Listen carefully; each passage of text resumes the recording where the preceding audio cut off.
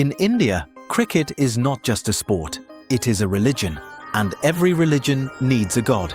For over 2.5 decades, that god wore a blue jersey, stood 5 feet 5 inches tall, and carried the hopes, the prayers, and the dreams of 1 billion people on his small but impossibly strong shoulders. Sachin Ramesh Tendulkar did not merely play cricket, he became cricket, the living, breathing definition of everything the game can be when a human being dedicates every single moment of their existence to mastering it. 100 international centuries, 34,000 international runs, a career spanning 24 years across 6 different decades. These are not just records, they are the measurements of a miracle. Sachin Tendulkar was born on April 24, 1973, in Mumbai, the city that lives and breathes cricket on every street corner and in every open ground.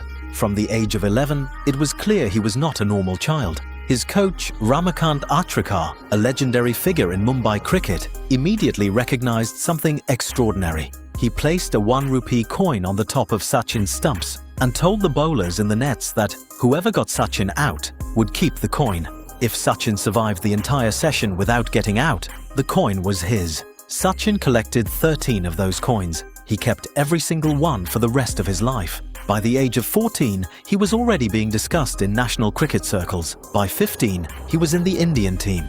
He had barely started shaving. On November 15, 1989, Sachin Tendulkar walked out to bat in a test match in Karachi, Pakistan. He was 16 years old. Standing at the other end of the pitch was Waqar Younis, one of the most fearsome fast bowlers Pakistan had ever produced. Waqar hit Sachin in the mouth with a short delivery. Blood poured from his lip. The Pakistani fielders crowded around, expecting the teenager to crumble, to walk off, to retreat. Instead, Sachin took guard again and kept batting. That single moment, a bleeding 16-year-old refusing to yield, announced to the entire world what kind of cricketer and what kind of man Sachin Tendulkar was going to be.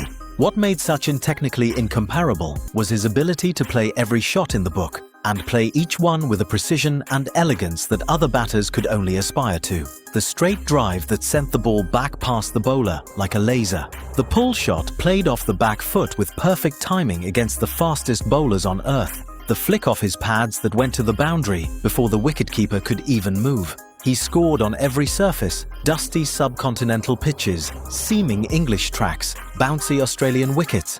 He scored against every attack the world produced across 3 generations of bowling. Even Don Bradman, widely considered the greatest batter who ever lived, reportedly told his wife that watching Sachin bat reminded him of himself. There is no higher compliment in cricket, but statistics and technique alone do not explain why India called him God. To understand that, you have to understand what Sachin meant to a nation. In the 1990s, India was a country going through enormous economic and social transformation. Cricket was the one unifying force that transcended language, religion, caste, and class. And Sachin was cricket. When he batted, offices emptied, streets fell silent. Families gathered around television sets with the kind of reverence normally reserved for places of worship. When he got out, especially early, the mood of an entire country of 1 billion people visibly darkened. That is not fame, that is not celebrity, that is something else entirely. A weight that would have crushed any ordinary human being.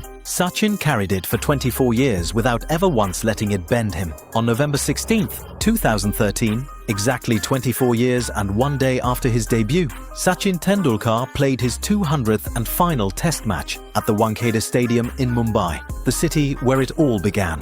When he walked out to bat for the last time, 33,000 people inside the ground stood as one and wept openly. When he was dismissed, the silence was unlike anything a cricket ground had ever heard. And when he delivered his retirement speech, a 14-minute address in which the voice of the greatest cricketer who ever lived cracked with emotion as he thanked his father, his family, and the people of India, there was not a dry eye anywhere in the world where cricket is loved. Sachin Tendulkar did not become the god of cricket because of records alone. He became a god because he gave everything he had, every single day, for 24 years, and never once forgot who he was doing it for.